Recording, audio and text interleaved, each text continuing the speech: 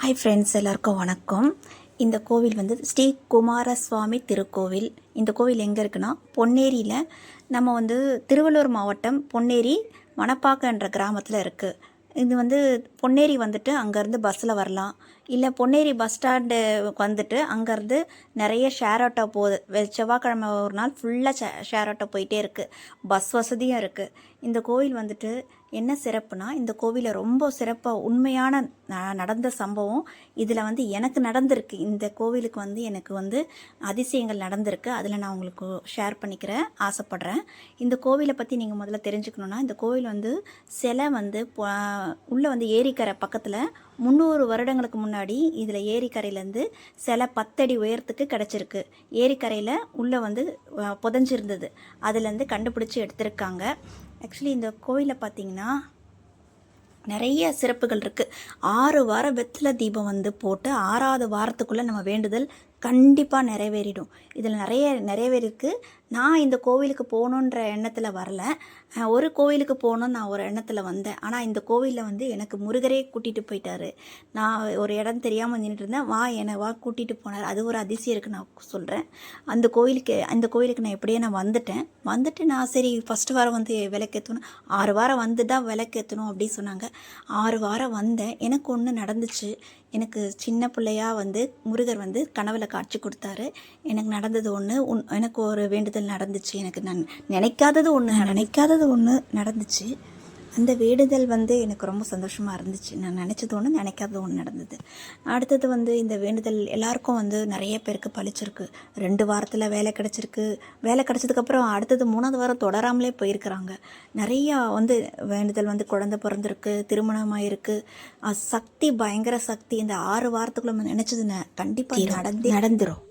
அந்த 6 வாரத்துக்குள்ளே நடந்துடும். நம்ம என்ன வேண்டுதல் நினைக்கிறோமோ, எந்த குறையாக இருக்கோ, நமக்கு என்ன குறை பிரச்சனை இருக்கோ அந்த வேண்டுதலை நம்ம குழந்தை இல்லாதவங்க தொட்டிலாக கட்டுறாங்க மரத்தில்.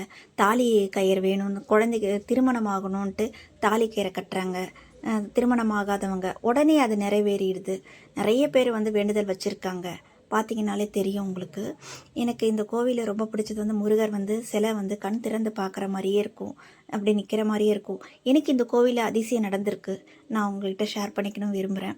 இந்த கோவிலில் நான் 6 வாரம் முடியறதுக்கு முன்னாடியே எனக்கு கனவில் வந்து முருகர் வந்து சின்ன பிள்ளையாக வந்து காட்சி கொடுத்தாரு.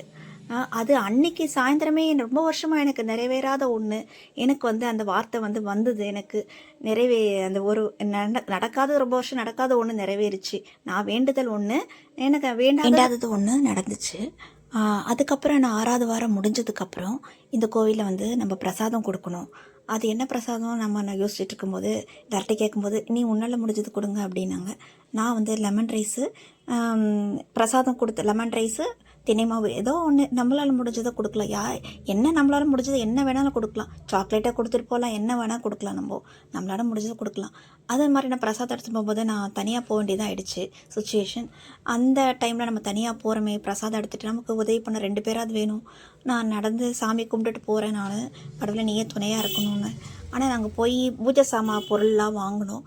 அங்கே வாங்கிட்டு இருக்கும்போது கடையில் அங்கே பக்கத்தில், கோவில் பக்கத்துலேயே அவர் சொல்கிறாரு, பூஜை பொருள் வாங்கிட்டதுக்கு முருகர் முருகராக அவர் பேரோடு வந்து நீங்கள் வந்து 1 மணி தரிசனம் 1 மணி நேரம் நிற்கணும்.